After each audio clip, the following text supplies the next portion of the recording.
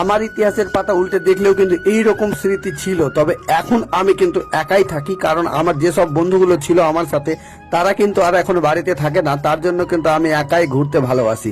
তবে কিন্তু অনেক দিন পরে কিন্তু সাইকেল নিয়ে বেরিয়েছি, আর সাইকেল কিন্তু আমি বেশি চালাই না, কারণ আমি বেশিরভাগটাই মোটর সাইকেলে যাওয়া আসা করি। তবে অনেক দিন পরে কিন্তু চলে আসলাম নাক্কাটি ব্রিজে, আর এসেই দেখতে পেলাম এখানে রয়েছে জুসের দোকান। তবে প্রথমে কিন্তু আমি জুস খেয়ে নেব, দোকানদারকে বললাম আমাকে জুস দাও। এই যে দেখতে পাচ্ছ আমি কিন্তু এক গ্লাস জুস নিয়ে নিলাম। তবে অনেকদিন পরে সাইকেল চালিয়েছি তো তার জন্য আমাকে অনেক গরম লেগে গেছে। তবে আমার বন্ধুরা আমাকে কল করেছিল যে নাক্কাটি ব্রিজে আসো, তবে আমি দেখবো গিয়ে তারা নাক্কাটি ব্রিজে আমাকে কেন ডেকেছে। তবে আমি টাকা দিয়ে দিলাম এবং দেখতেই পাচ্ছ টাকাটা দেখছে দোকানদার।